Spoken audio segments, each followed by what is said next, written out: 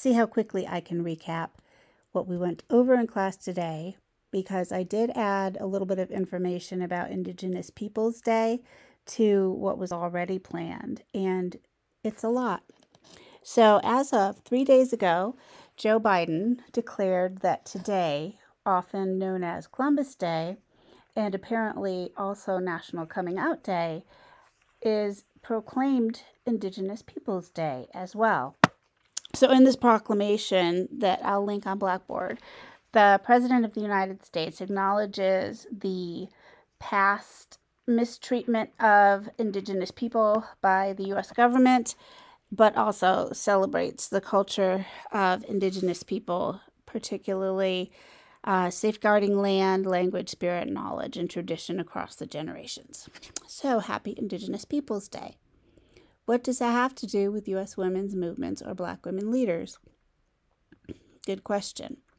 This book, Every Day is a Good Day, Reflections by Contemporary Indigenous Women, is co-edited by Gloria Steinem, one of the best-known living icons of the U.S. women's movement, and Wilma Mankiller, a not as well-known icon of the U.S. women's movement, but certainly a very important figure as well.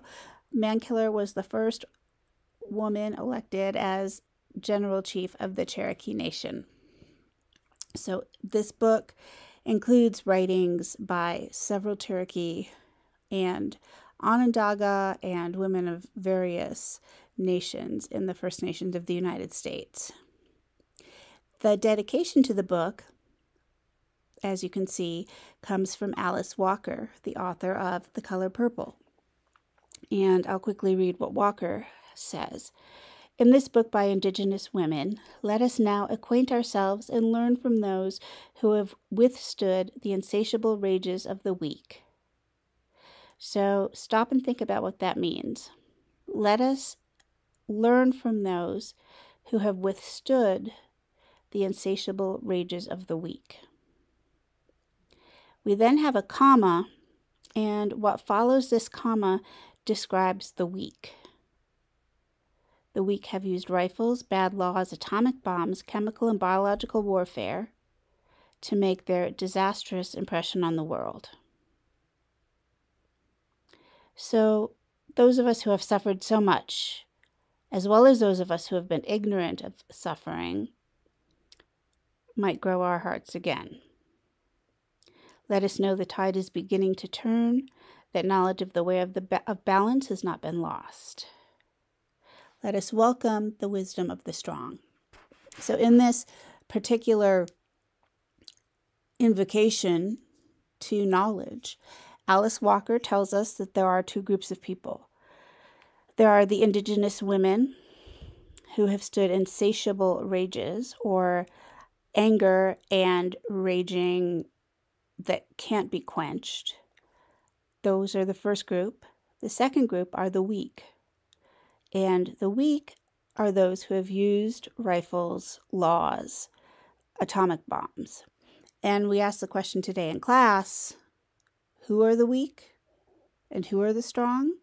In a conventional wisdom kind of way, the assumption tends to be that the white supremacists are strong, the U.S. government is strong, the FBI is strong, people with power and guns and bombs are strong.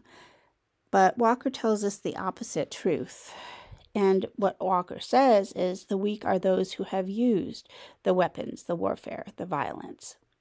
Then she tells us that we will welcome home the way of balance, that those of us who have suffered and who haven't will welcome home in ourselves and the world the wisdom of the strong. So in this equation, again, the Indigenous women are the strong.